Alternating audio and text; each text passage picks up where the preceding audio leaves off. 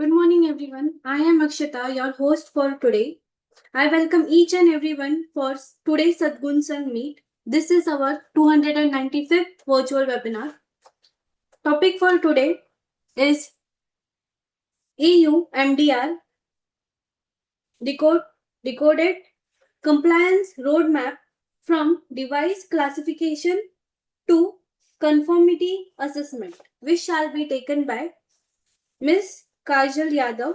The following topics will also be covered are guidance on classification rules and technical documentation, CE marking routes for EU market entry, special emphasis on Annex 1, 2 and 8, followed by question and answer session.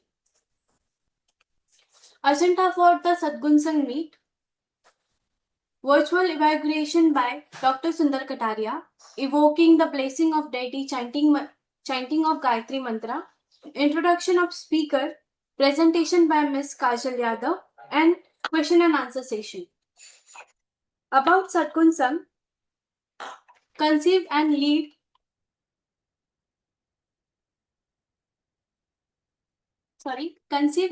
by Dr. Sundar Kataria, driven with a mission to elevate the quality, safety, and environmental awareness levels of industry. Sadgun Sang is a series of educative, informative events aiming to illuminate professionals on possible solutions to current issues of industry and economy.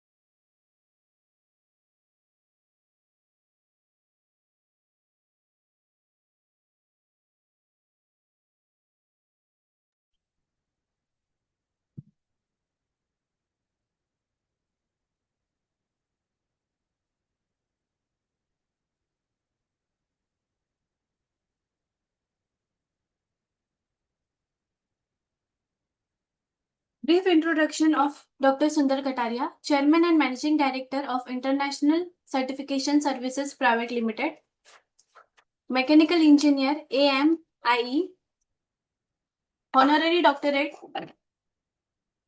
Business Management, Nuclear, RAPP. He started his career in building India's first nuclear power plant at Rawatbhata, Kota, Rajasthan. Oil and Gas, EIL. He contributed in developing India's first oil and gas field at Bombay. Since its inception, DNV, he was Head of Industry and Offshore Development with DNV and 2 decades.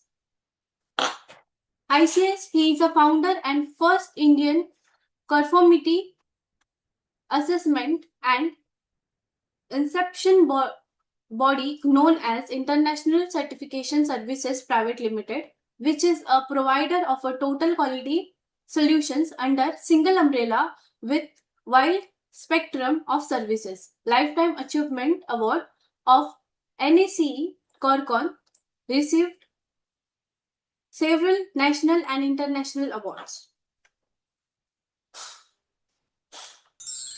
Now I request Dr. to inaugurate today's session.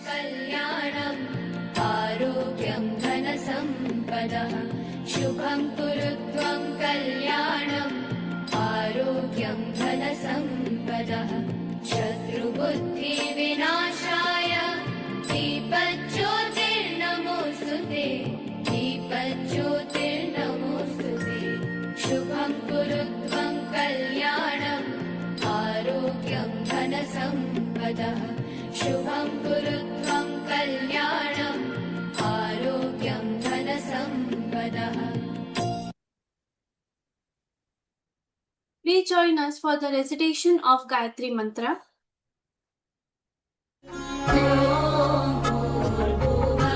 स्वाहा तत्सवितुर्वरेण्यम्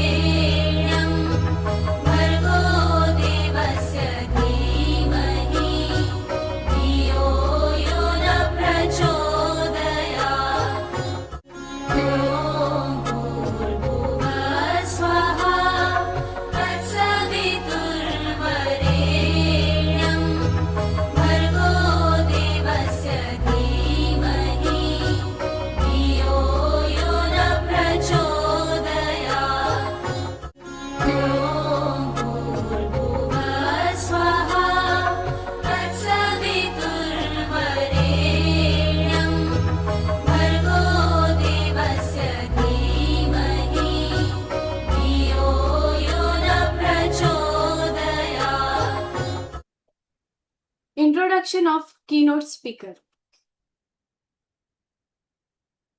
Brief introduction of Kajal Yadav, Regulatory Affairs Executive, Medric Consultancy LLP, Bachelor of Pharmacy with CGPA 8.31, Master of Pharmacy with 8.86 CPI, 1 year of experience at Medric working with EU submission for various medical devices and in vitro diagnostics, ranging from bulk collection tubes to implantables. Specialized in submission for orthopedic medical devices. Welcome to you, Kajal ma'am.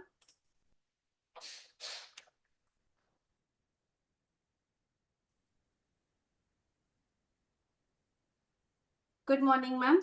Good morning, everyone. And over Am to I you. clearly audible? Yes. Okay. Myself, Kajal Yadav from Medric Consultancy. Thank you so much for such kind introduction, and I am truly obliged to have this opportunity today. Thank you so much, Before ma'am. I begin with the session, I would like to acknowledge the organizations I am associated with. So firstly, Medric Consultancy. It is a regulatory consulting organization supporting manufacturers with medical device regulatory compliance globally.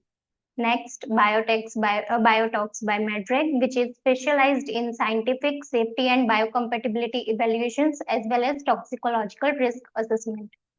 HL Associates, expertised in regulatory quality and compliance solutions in medical device industry. So now I'm going to share my screen.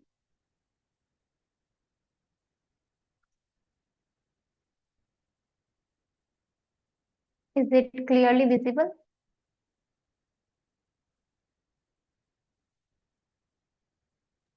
Yes, ma'am. Okay. So together, the shared objective of Medreg, Biotalks, and HL Associate is to help manufacturers navigate complex regulatory requirements with confidence and bring safe and compliant medical devices in global market. With that, let's begin with today's session, which is titled as EUMDR Decoded, Compliance Roadmap from Device Classification to Conformity Assessment. So when we think of EUMDR, it often seems like hundreds of pages of regulatory text. And it can seem sometimes overwhelming to understand such detailed text. But if we consider it in a step-by-step manner, it is easier, very much easier to understand. So that's exactly how this session is designed. In this session, I will try to cover the basic definitions, EU medical device market valuation, directive to regulation, the basic actors that are included in EUMDR, CECertification procedure, risk-based classification of devices, conformity assessment routes, language requirements, quality management system requirements, GSPR, technical documentation, notified body and NNDO database, and the final key takeaways. So let's focus on the session.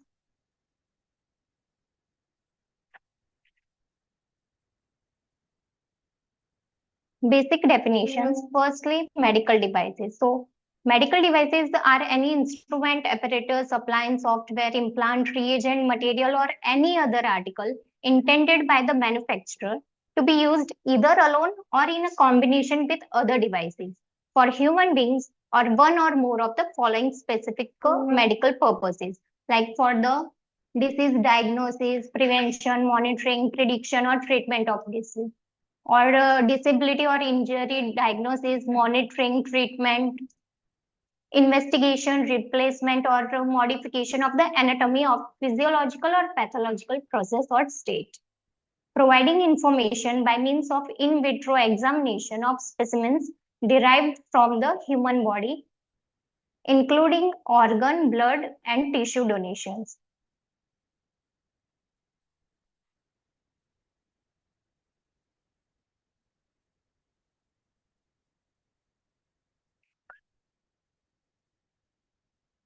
However, these medical devices does not achieve their intended action by pharmacological, immunological, or metabolic means in or on the human body.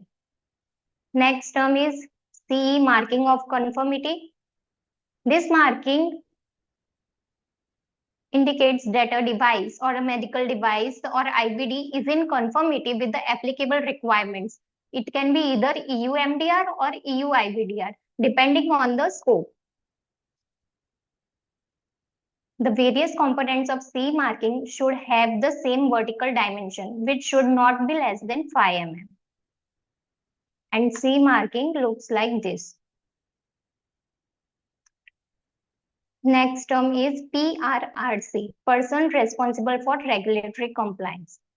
So this person is from the manufacturer side, and it has the expertise to appropriately check the conformity of their medical devices in accordance with the EUMDR, IVDR, or the QMS system. And they can draw up EU declaration of conformity and keep up to date on the EU domain. And post-market surveillance are also included in their duties.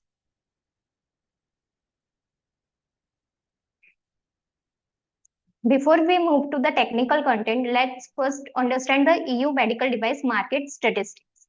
For the analysis, diverse patient populations like adults, geriatric, pediatric, and various product types or device types like laboratory devices, dental devices, orthopedic devices, etc., and the different end users like which can be hospitals, clinics, diagnostic centers are considered, and based on their analysis, this is the statistics. In the year 2025, it was approximately $260 billion US, which is expected to increase by 6.40% compound annual growth rate, which will lead to approximately $425.73 billion US in the year 2033. This is another data for the number of MDR applications filed and certificates issued.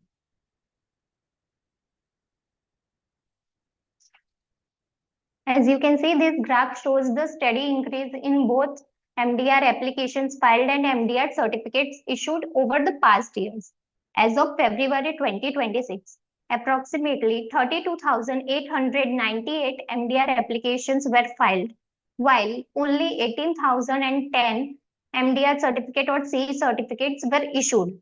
As you can see, number of certificates issued is significantly lower as compared to the MDR applications filed. This reflects two things. EUMDR conformity assessment process are strict, specific, rigorous, and as well as EUMDR compliance is very thorough and time-intensive process. And with this, next question arises, what does it take to successfully obtain an MDR certificate or a CE certificate or a CE marking? So for that, we need to understand the regulation in detail. But before understanding the regulation, we need to first understand the regulatory framework, how it is evolved. Previously, medical devices in Europe were governed by directives, but now they are regulated via regulation.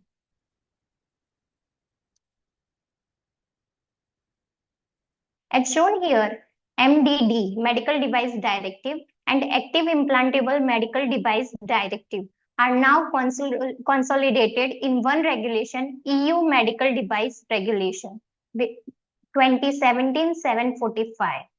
And the In Vitro Diagnostic Medical Devices Directive, IVDD, is now In Vitro Diagnostic Regulation 2017-746. Always remember 745 is for medical devices and 746 is for IVDs. These are the basic differences between the MDD and MDR. So firstly, the regulatory type.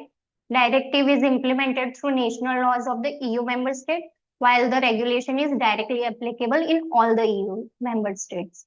The primary objective of directive is basic safety and performance. while for regulation, it includes basic safety, performance, transparency, as well as traceability throughout the device lifecycle. The regulatory requirements are very less stringent in directive as compared to the regulations. CE marking is based on MDD conformity assessment for the directive, and for medical device regulation, it is through MDR conformity assessment routes, which are three different routes and with very strict requirements. Clinical evaluation requirements are less extensive for the directives, while they are much comprehensive for the regulations. And notified bodies review moderately the directive, while much higher scrutiny is needed in the regulation. Post-market surveillance requirements are very basic when it was directive, while there is comprehensive PMS system required with continuous monitoring throughout the life cycle of the product as per the regulation. PMCF has limited emphasis during the directive phase, and now it is very important, and continuous requirement is there in the regulation. And even if you are going to waive off PMCF, you need to at least draft the PMCF plan and give rationale why we are waiving it off. Next is risk-based classification of devices. It was available in directive also, but it was less detailed, while it is more detailed and with many reclassification of many devices into much higher classes. Approval timeline. For directives, it was comparatively shorter, but it is much longer in terms of regulation, because the requirements, the regulatory requirements and review is very strict in terms of regulation. Technical documentation. It was relatively simpler at the time of directive, which is much extensive in regulation.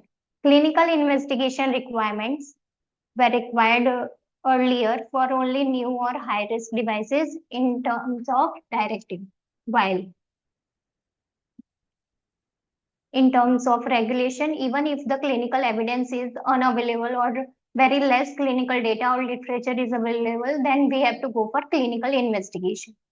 There was limited transparency during the directive, and now it has greater transparency, and the publicly information is available through the EURMED for the devices as well as the economic operators like manufacturers or importers of those devices. Traceability.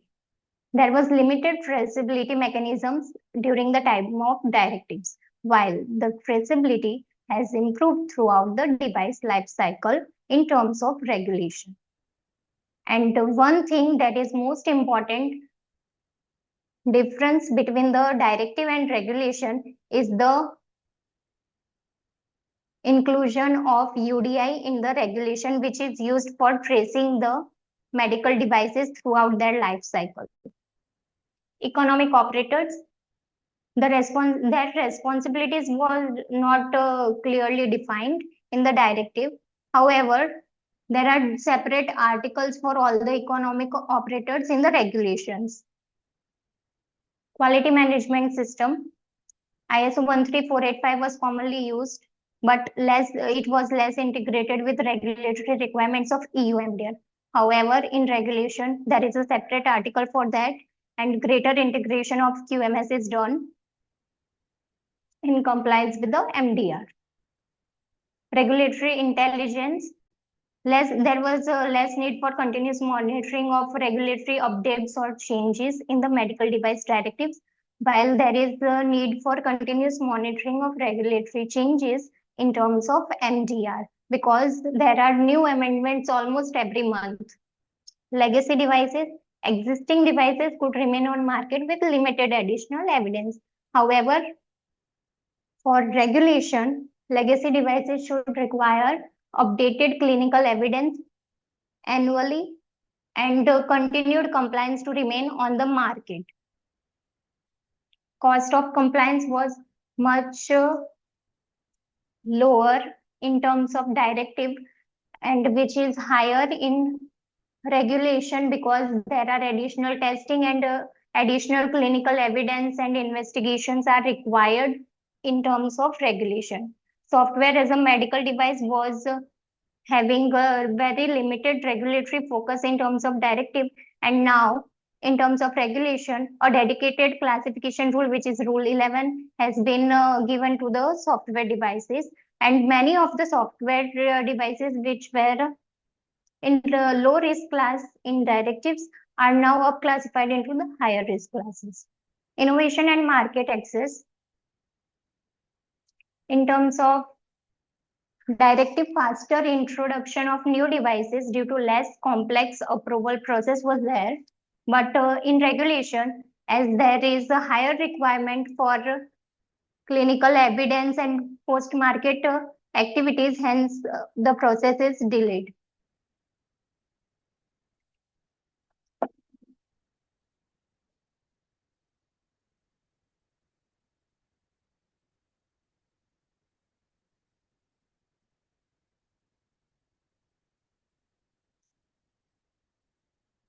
This is the transition timeline which has been given to the manufacturers to transition from directive to the regulation.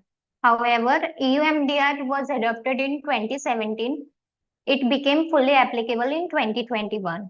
And by 26 May 2024, the manufacturers were asked to implement MDR compliant QMS, which is as per Article 10.9, and formally apply to a notified body. And by 26 September 2024, notified bodies and manufacturers have to sign a formal written agreement. And by 26 May 2026, Class 3 custom-made implantable legacy devices needed to be MDR certified. By 31 December 2027, Class 3 and Class 2B implantable legacy devices, but excluding the WET, well-established technology devices, should be MDR certified. And by the year 2028, 31 December, other Class 2B devices. So here other Class 2B signifies the WET implantables, and Class 2B, Class 1S as Frankfurt sterile, Class 1M devices with measuring function, legacy devices are to be MDR certified by 2028. Legacy devices which were up classified under the MDR will require notified body involvement and needs to be MDR certified now. Rest all other medical devices which are as per directive, which is called as legacy devices, must comply with the MDR.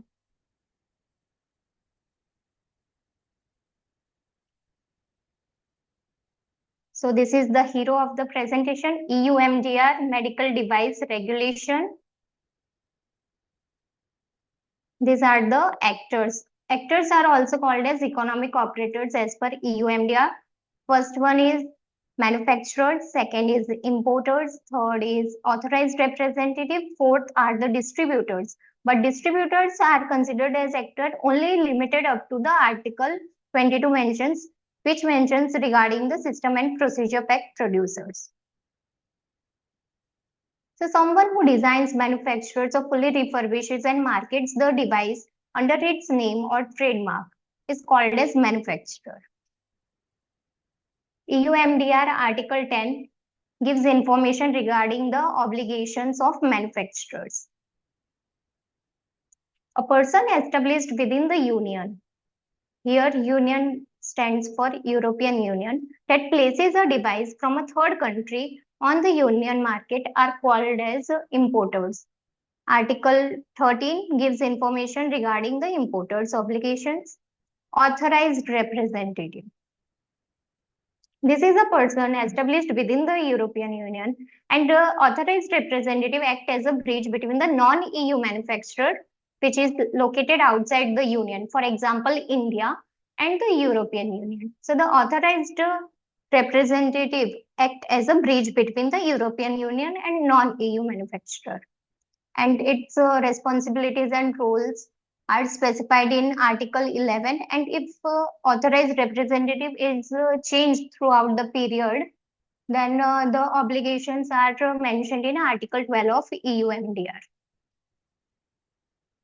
Distributors can be any person in the supply chain, but other than the manufacturer or the importer, that makes a device available on the market until the point of putting the device into the service. And Article 14 gives obligation for the distributors. System and procedure pack producers.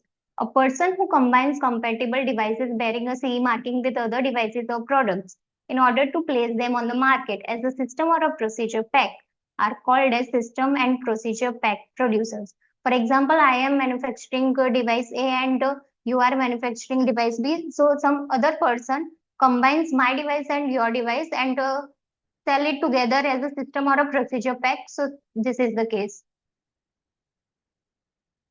Entry of devices in the EU market. So for a non-EU manufacturer or the manufacturer outside the European Union, we can take example of India. The involved parties for bringing a device from that manufacturer to the EU market are firstly the non-EU manufacturer, next authorized representative, third one is the importer, and last one is the distributor. And for the manufacturer that are established in the European Union, the involved parties are that manufacturer and the distributor for bringing the device into the EU market. This is the overview of general CE certification procedure. Firstly, we have to define the intended purpose, patient population, clinical use of the device. Next, identify the applicable regulatory requirements. Either it comes under the EUMDR or EUIVDR, and all the common specification or MDCG guidance or ISO standards are identified along with it. Next, qualification of a device as a medical device. So EUMDR Article 2 gives definition of medical device and IVD. So we have to specify that I know my device is a medical device, but we have to give it in written form. It is not done until it is documented. So we have to give definition of qualifying my device as a medical device in my technical documentation. Fourth step is classifying the device as per the Annex 8 classification rule. Fifth point is select the conformity assessment route. There are 3 routes given in the EUMDR. We have to select any one. Then implement a QMS. As per Article 10.9, QMS is implemented. Develop the device and technical documentation as per designing and manufacturing of the medical device. The technical documentation are also drafted in order to comply with the regulatory requirements needed for complying with EUMDR. Next step is to select an appropriate notified body based on the scope of the notified body and our subject device. Next is to submit a pre-application to the notified body with our device scope, classification, and preparation of conformity assessment quotation, also called as request for quotation, RFQ. Then lodge the formal application. Once we have selected any notified body, we have to lodge the formal application and submit the QMS and technical documentation with that application. And if any further supporting or additional information is required from notified bodies, and we have to send it. Next step is application review and contract. This is done from notified bodies and for checking the completeness and eligibility. Conformity assessment. The notified body performs the required audits, which is on-site audit at the manufacturer site, and technical documentation is reviewed thoroughly. Next step is final review and certification decision. If everything goes well, notified body grants certificate to the manufacturer and their devices. So Last step is issue the EUDOC or Declaration of Conformity and affix the CE mark on the device. And if the device is very small in size, then we can affix that on the packaging of the device.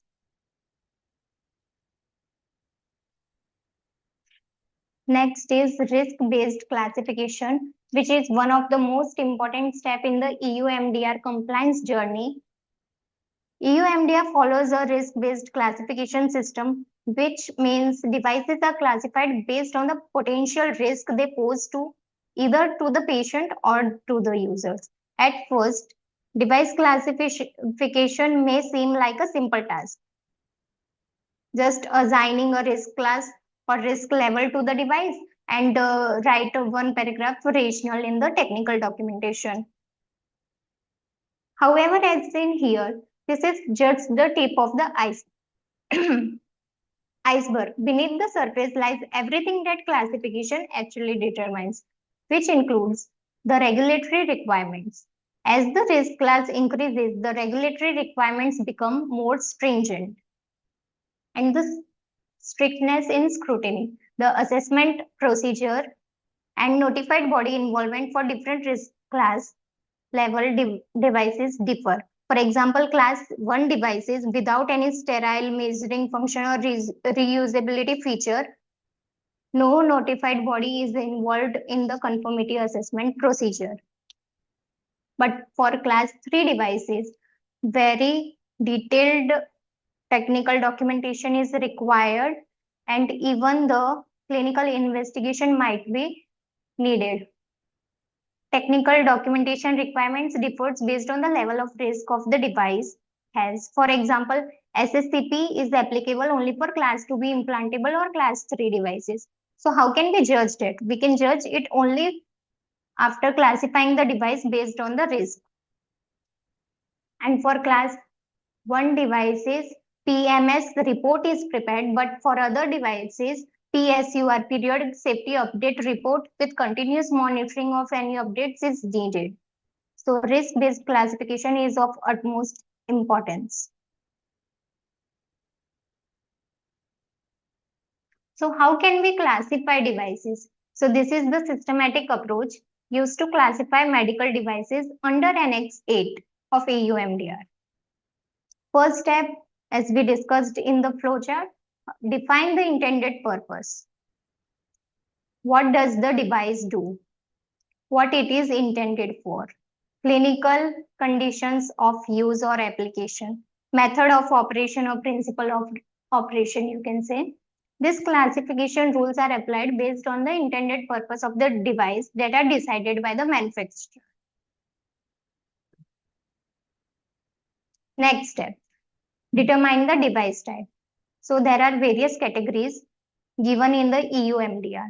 Non-invasive devices that does not penetrate the body, invasive devices that penetrate the body, surgically invasive devices or invasion through body orifices, implantable devices, active devices, software, and devices classified under special rules. These devices can be classified based on the type of their contact to the body or duration of contact. Next is application of classification rules to our device. So there are total 22 rules for the classification of devices, and they are divided into 4 major categories. Rule 1 to 4 are for non-invasive devices that does not penetrate the body. Examples like dressings, tubings, etc. And depending on the detailed rule description, we can classify our device into different classes. Next set of rules is rule number 5 to 8. These are for invasive and implantable devices. The classification depends on the type of contact, route of entry into the body, duration of contact, implantability of the device, biological effect or contact with critical organ systems like cardiovascular system or the spine. These devices are generally classified from class 1 to class 3 depending on the risk and the type of contact and duration of contact. Next set of rules is from 9 to 13, which are for active devices or softwares. which includes active therapeutic devices, diagnostic devices, monitoring devices, or the software. So classification depends on their intended purpose and the risk they pose to the user or a patient. Next set of rule is from rule 14 to 22. These are the special rules that cover specific technologies and products that are not covered in the rule 1 to 13, which includes devices that contain medicinal substance or animal-based substance or biological origin-based substance or nanomaterial devices, contraceptive, disinfectants, inhalation devices.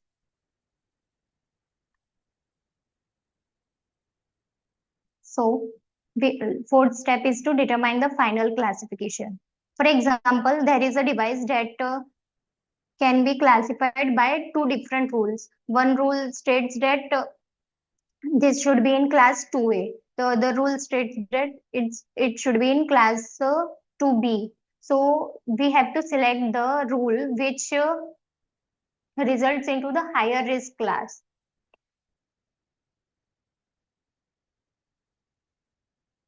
These are the few examples of devices. Class 1, manual wheelchair, hospital beds, gloves. Class 2A, surgical clamps, hearing aids, short-term contact lenses. Class 2B, infusion pump, implantable devices. Class 3, heart valves, cardiovascular catheters, etc.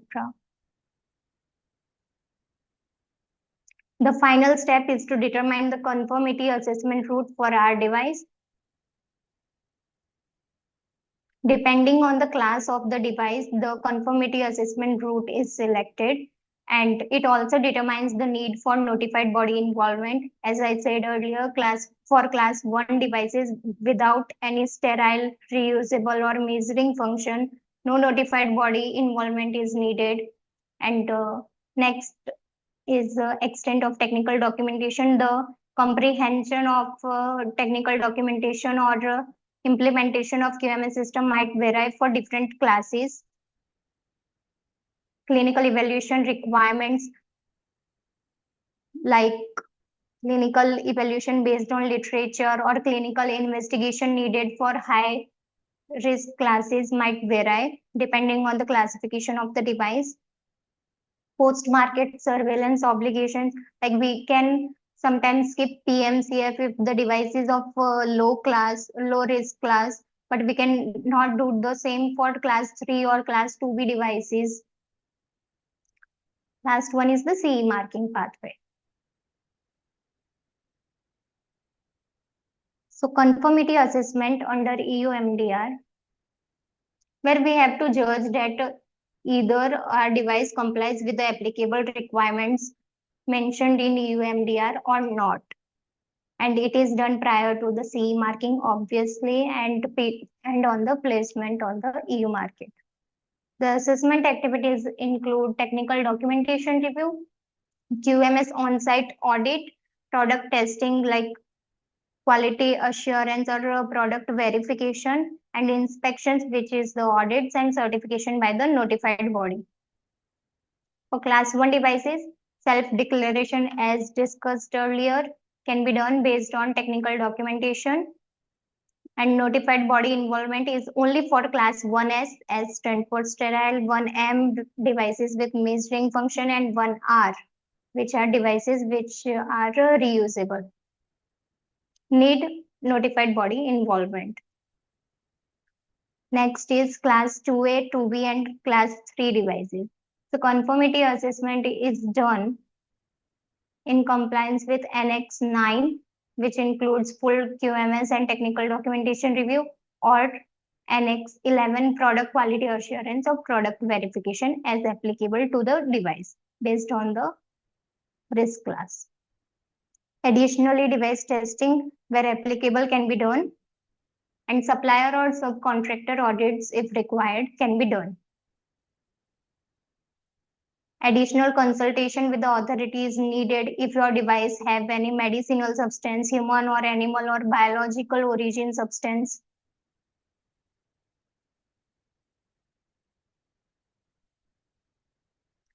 This is the detailed conformity assessment route.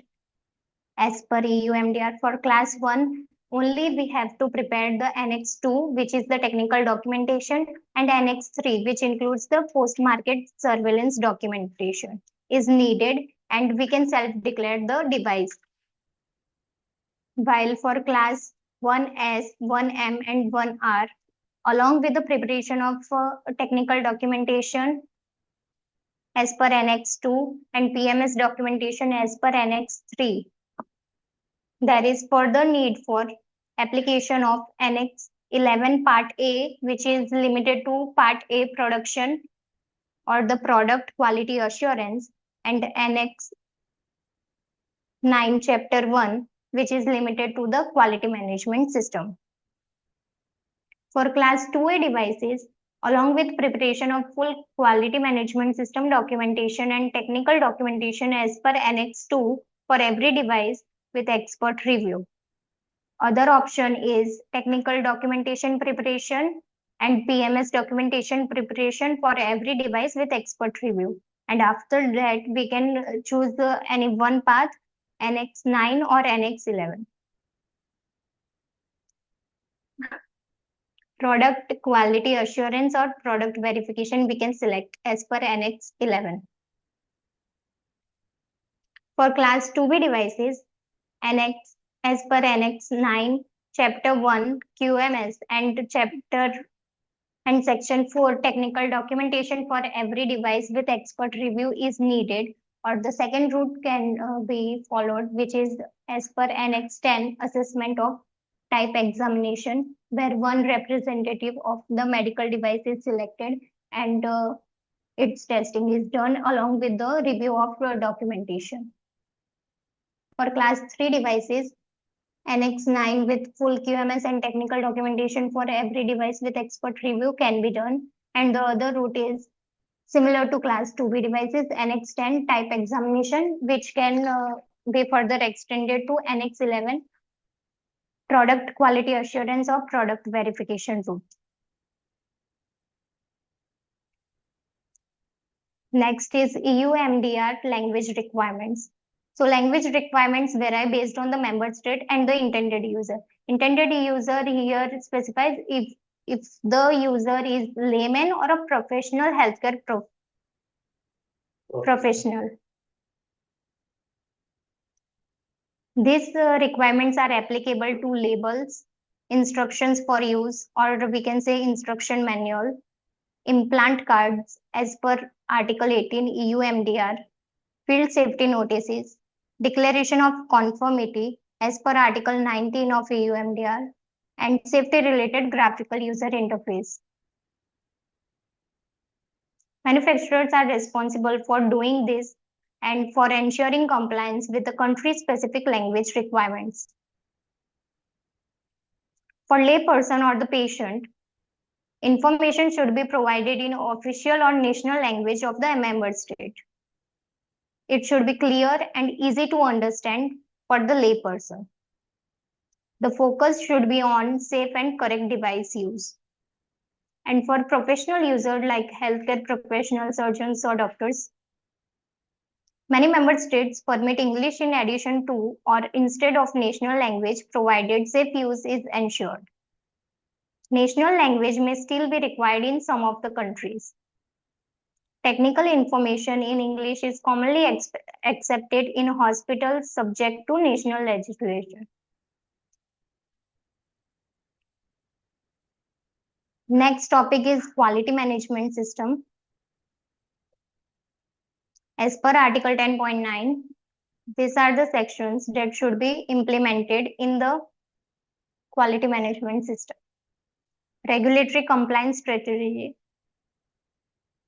The QMS should be conforming to the EUMDR, and the risk management should be established and implemented thoroughly. Systematic identification, evaluation, analysis, and control of risks throughout the product life cycle should be done.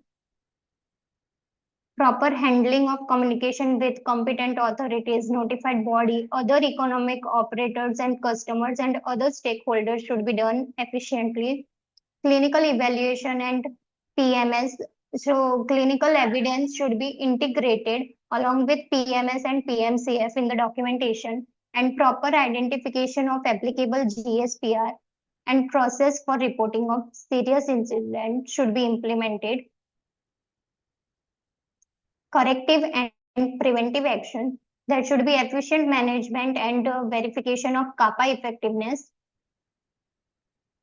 Resource management. So selection and control of critical suppliers and subcontractor is needed. Production and process controls. The planning, design, and development along with the production, or that is the manufacturing and service provision, should be effectively implemented. Next segment is GSPR, General Safety and Performance Requirements, and this is as per Annex 1 of EUMDR. They define the essential requirements that every medical device must satisfy before being placed on the European market. Manufacturers must demonstrate compliance with each applicable GSPR through objective evidence in their technical documentation. GSPR requirements are divided into 3 chapters. First is general, having section 1 to 9, where 1 to 8 are for risk benefit analysis, and 9th one is for Annex 16 devices without medical application. Second chapter is for design and manufacture, which includes the basic information about the device, either it emits radiation or have any biological component in it, or animal origin. Next chapter is information supplied with device, which includes labeling and instruction for use. These are the contents that are needed to be included in the GSPR document template. Firstly, the requirements GSPR that are already mentioned in Annex 1. Then next, we have to mention if the applicable requirement is applicable to our subject device or not. Then next, if it is applicable, then we have to mention how we are complying to that requirement, by following which standards or guidance we are complying to that requirement. Next, we have to give evidence of the conformance that we are following this standard. And if the GSPR, the selected GSPR is not applicable to our subject device, then we have to give the justification that why it is not applicable. Next section is technical documentation as per Annex 2.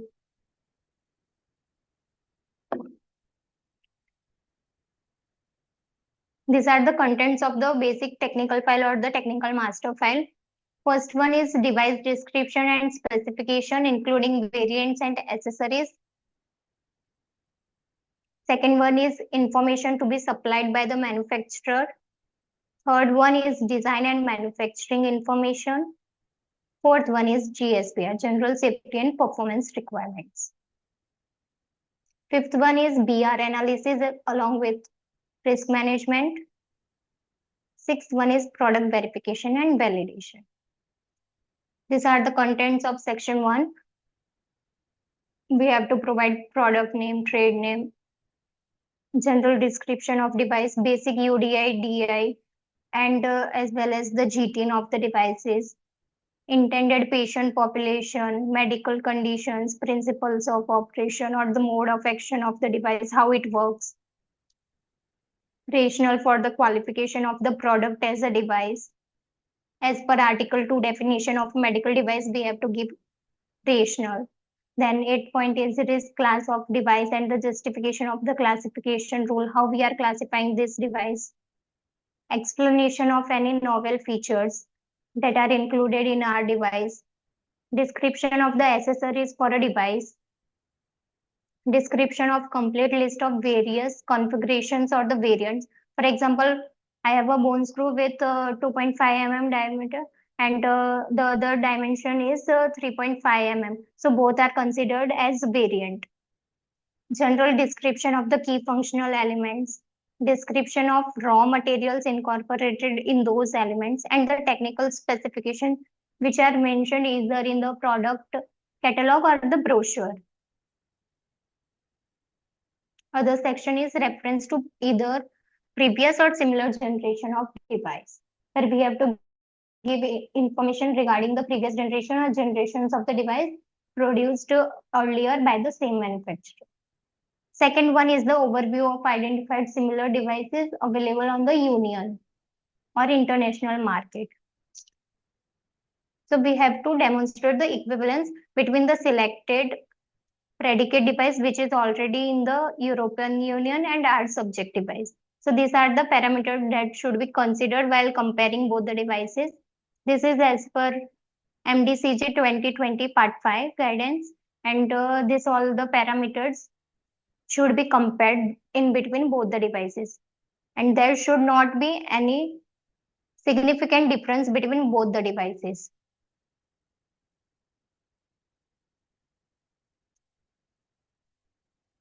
Next section is information to be supplied by the manufacturer, which include labels, information on the labels, symbols to be included on the labels or IFU, information on the sterile packaging or the instruction for use or instruction manual provided by the manufacturer along with the device.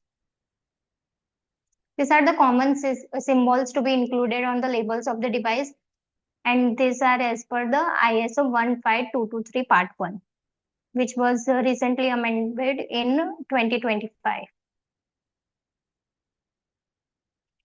This is not an exhaustive list of symbols. The selection of symbols might vary depending on the device. Next section is design and manufacturing information.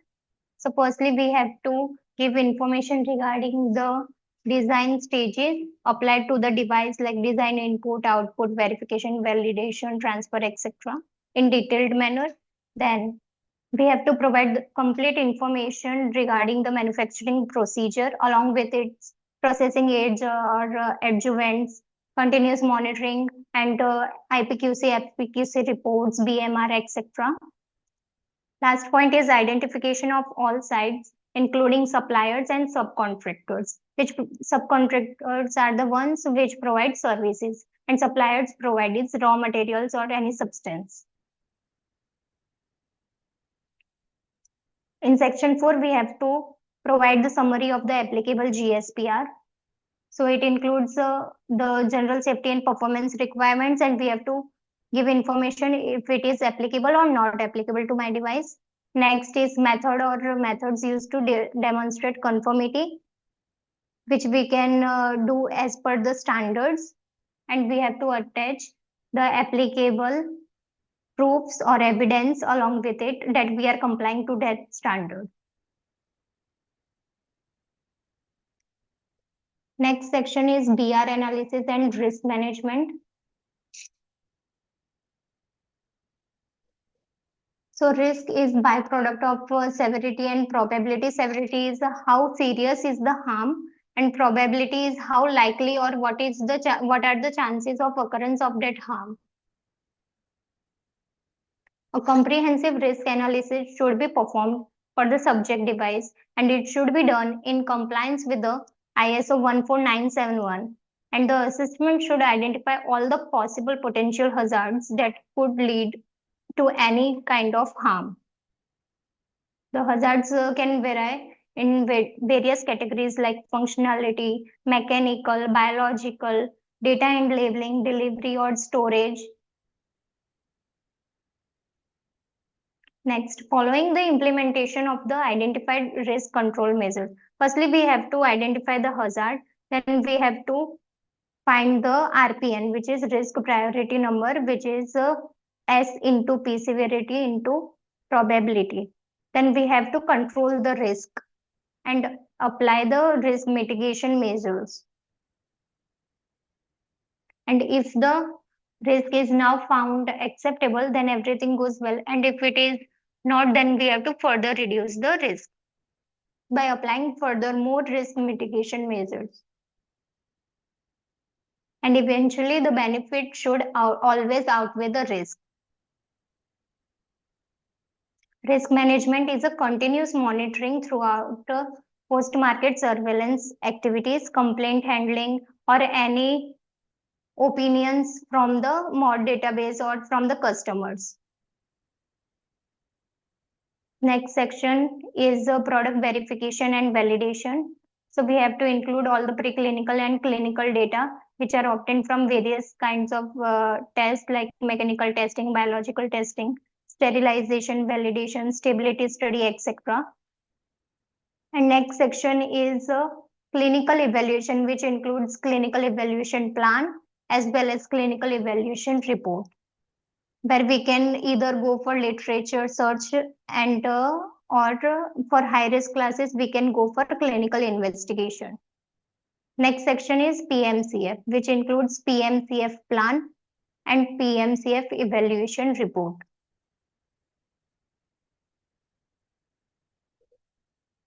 Six point two section is for the additional information required for the specific cases. If your device incorporates a medicinal substance in it, then we have to provide the information of the source of that substance in our technical documentation. If our device contain any tissues, cells, or derivatives of human or animal origin, then we have to provide its information in the technical documentation. If the device contains any carcinogenic, mutagenic, or reproductive toxic substance or either endocrine disrupting substance, then we have to give justification for using such substance in our technical documentation. For substance based devices intended to be regarding the ADME interactions, local tolerance, and toxicological evaluations.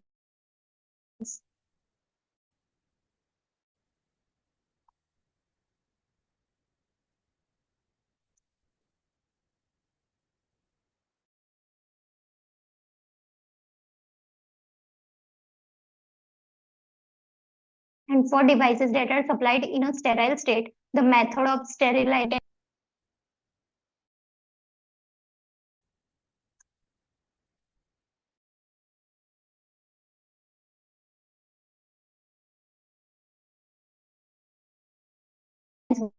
with the specified requirement.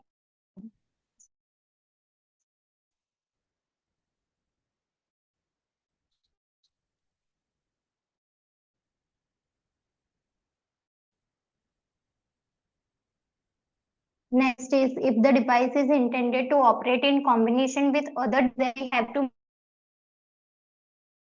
in a documentation nanoparticle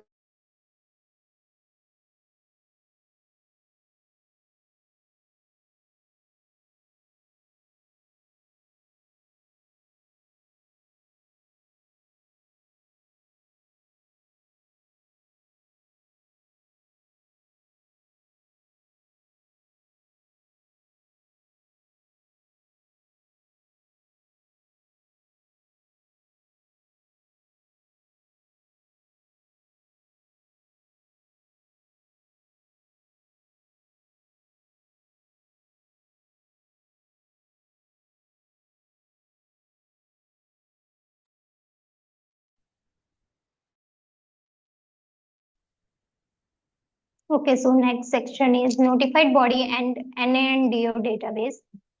So notified body is designated by the European Union members, and they are an independent third-party conformity assessment organization. They evaluate the medical device or the in vitro diagnostic medical device and to determine either they are complying with the requirements of EUMDR or IVDR. Assessment of quality management system and technical documentation is done by them.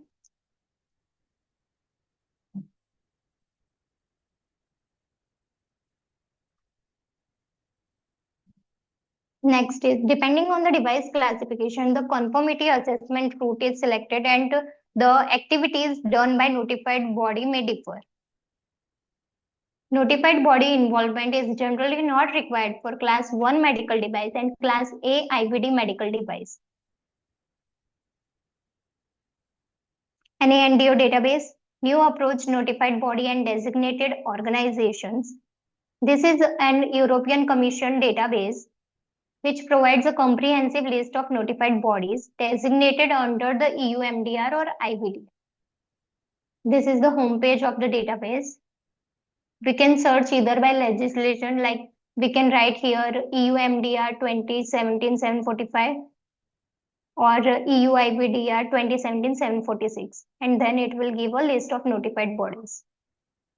We can either search by name of the country or the European member states.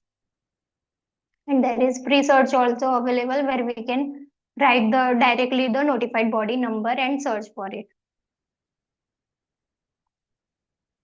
So finally, the conclusion and key takeaways from this session. EUMDR establishes a comprehensive regulatory framework focused on patient safety, clinical performance, and transparency. And this is life cycle based process. Successful market access requires accurate device classification, robust technical documentation, and compliance with GSP. An effective QMS integrated with risk management, clinical evaluation, PMS, and PMCF is fundamental for maintaining compliance. Compliance is not a one-time activity. It requires continuous monitoring, documentation updates as per the latest amendments of standards. The documentation needs to be updated, the vigilance data changes, and the post-market surveillance throughout the product lifecycle. A proactive regulatory strategy enables faster approvals, sustained market access, and long-term business success in the European Union. Always remember, EUMDR compliance is more than obtaining a CE mark. It is a continuous commitment to quality, safety, and regulatory excellence throughout the entire life cycle of a medical device.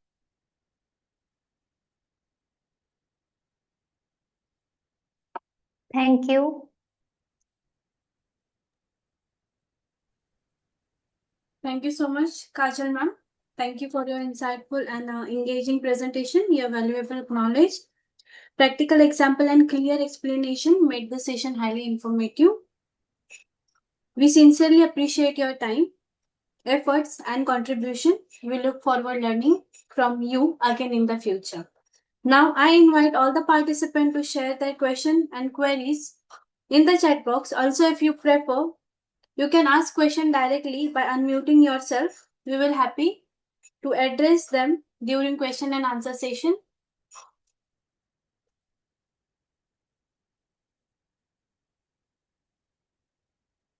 It's all Should I understand that question?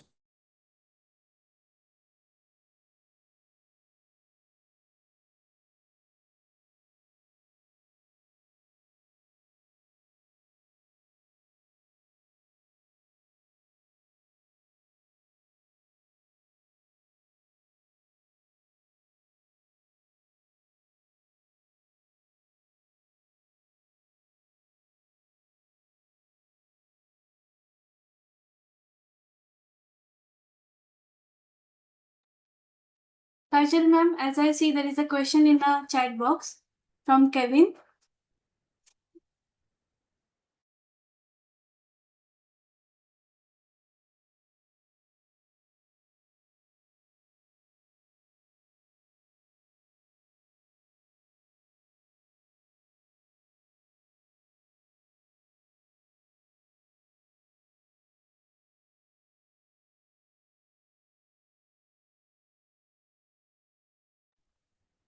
Hello. Yes, Kajal Am I ma'am, audible? audible to you? Okay. If we are concluding after the clinical evaluation in the clinical evaluation report that we need furthermore data, then we have to go for PMCF. And yes, it is mandatory for such cases when there is not much availability of clinical evidence.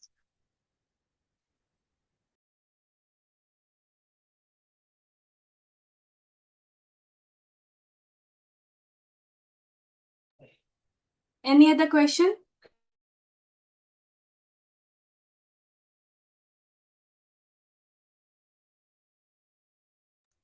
Along with PMCF plan, we have to prepare PMCF evaluation report also, and also as per Annex 3, PMS documentation should be drafted.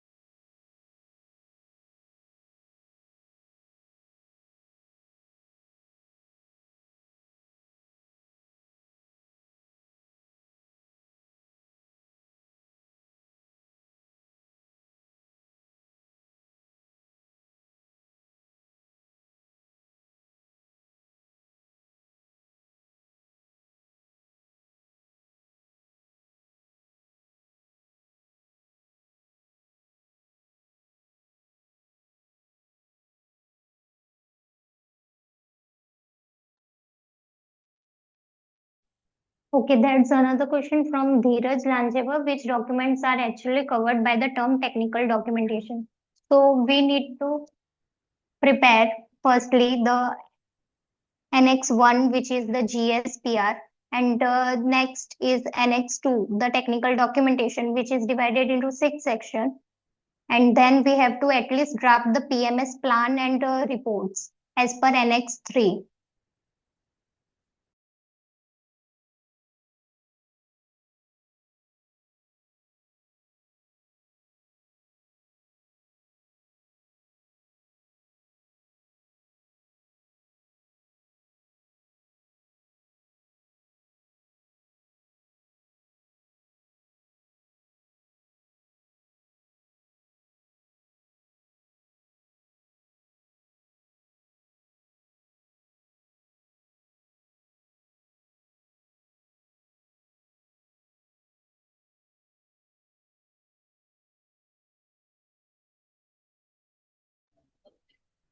Sundar sir wants to ask something.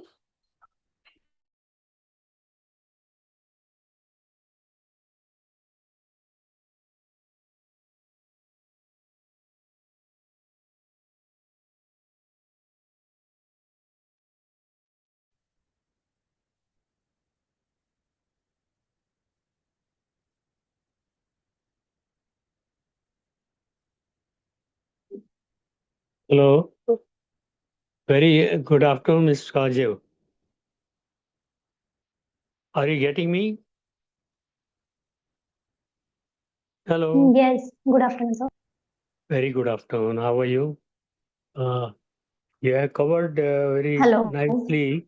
I'm fine. Compliment you have covered very nicely this EU MDR 17. And I think it is replacing the MDD earlier, which was there, Medical Devices Directive. That's correct, no? Hello? Hello. Yeah. Sir, I'm you are saying, not clearly audible. yeah. Are you getting me now? Yes, sir.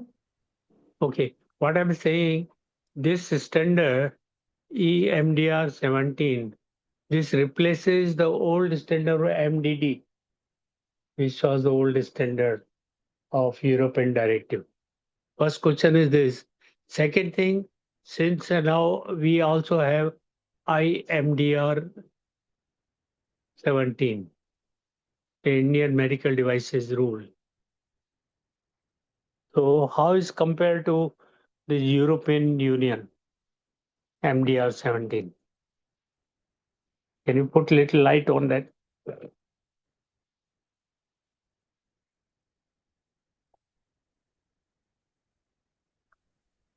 Okay, so in Indian medical device rules are not that much extensive as compared to the EUMDR regulation. The clinical evidence EUMDR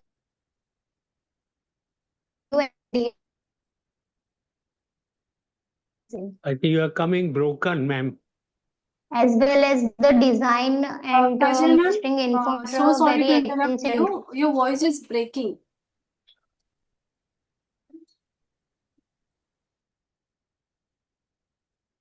So as I could understand, you are saying EMDR is more comprehensive. Yes, exactly. Okay. Requirements Yeah. are more as well as Yeah. the management needs to be very detailed. Yeah. Because we have been certifying also earlier as per MDD, but now there is a lot of changes are there. So one thing is there. Now another thing is very difficult for Indian counterpart for manufacturing medical devices to comply with the clinical requirement of the European countries, which is very, very, very tough. Can you put light on that?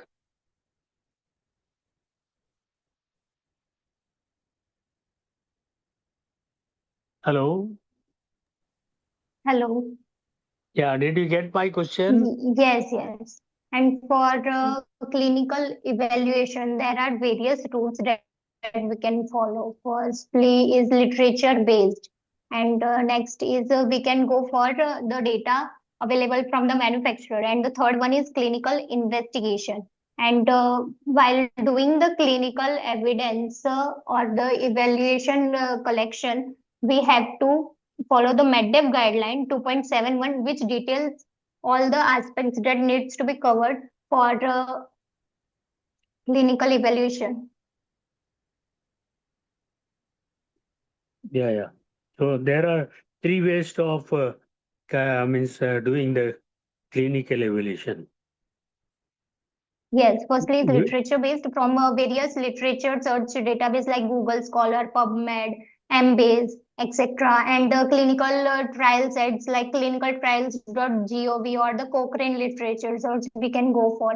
Then next one is from the data available from the manufacturer, which is like the PMS data or the PMCF data that manufacturer is having from the customer side or the end user side, which includes also the serious incidents or any complaints from the customer side. And the third one is the clinical investigation. Even the clinical evaluation also can be done on animals, or it has to be done on human. Clinical word itself suggests humans. So clinical investigation is to be performed on humans only. Human only. Okay. That's good. Thank you for a nice presentation. And you are a little fast. So otherwise it was very good. Excellent. Lot of material you could share. Of course, there are a lot of questions because the subject you covered in 1 hour, that was excellent. I think you have to again come here to again give the presentation because some of the critical areas which has to be covered once again. Because in India, they feel C marking is very simple. I don't agree on that one because another which question was cropping up in my mind, active medical devices. Active medical devices. What do you understand by those active medical devices? The devices that are covered under the rule 9 to 13, firstly, they are classified based on that, and they should comply with IEC standard 60601 part 1. These are the general requirements.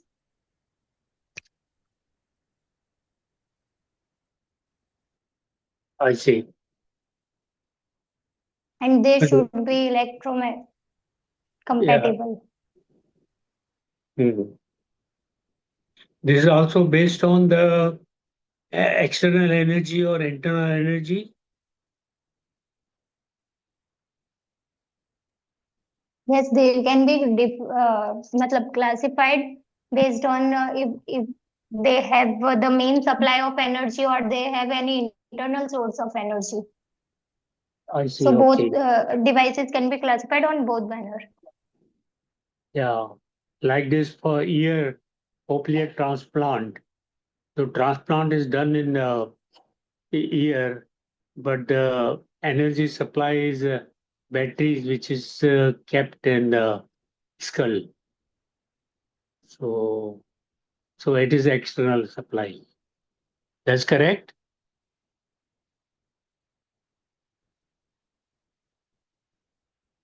Hello.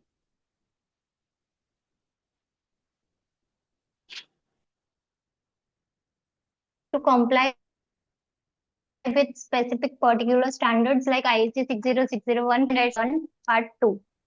Internet connection is unstable.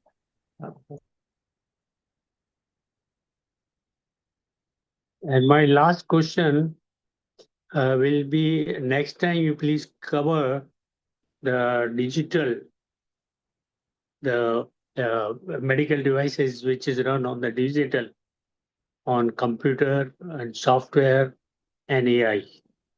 So I'll appreciate if you could cover that one also next, because that is the very rigid We have requirement to which are there. comply our devices or the software. Okay. We have to comply with our devices or the subject device, whichever we are going to take as per IEC 62304 in this case. Thank you very much. I think I should give chance to others to ask question. Thanks a lot. God bless you. Thank you so much, Sundar sir. As I'm checking that there are the two more questions for you, Kajal ma'am. First one is from Shruti ma'am. So why is benefit risk analysis requires under EU MDR, and what information should be included in the benefit risk analysis?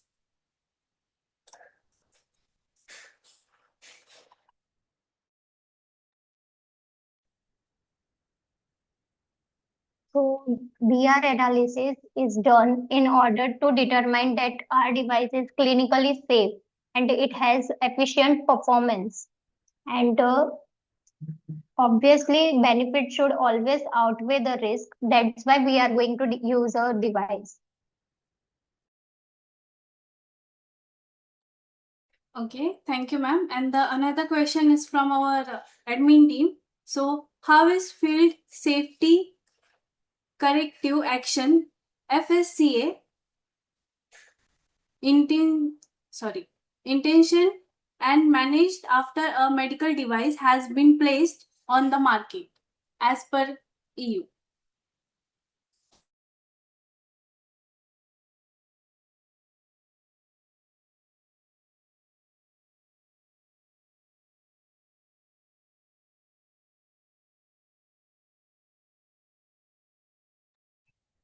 Can you repeat the question?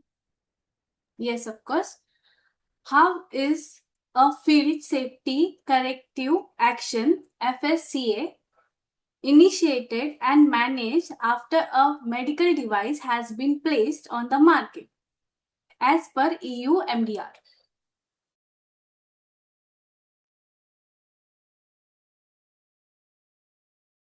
Okay. Hello. Yes, Am I ma'am. audible? Yes.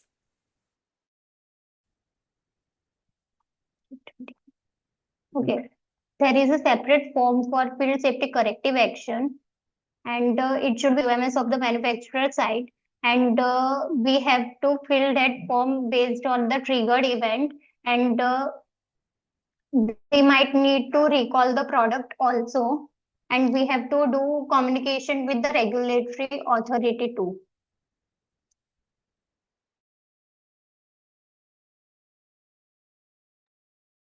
Okay, ma'am. Thank you so much for solving our queries.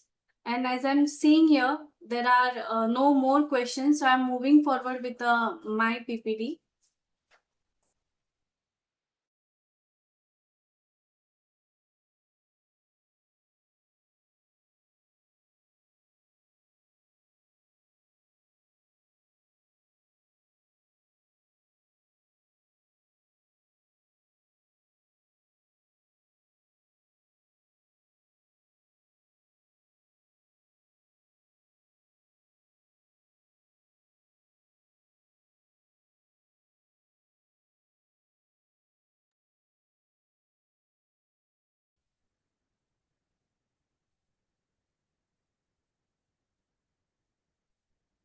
ICS is placed to provide you all its research and development, integrated management system QMS, EMS, and HOSMS, excellence in education management, ISO made easy in Gujarati, Marathi, Telugu, and in Hindi.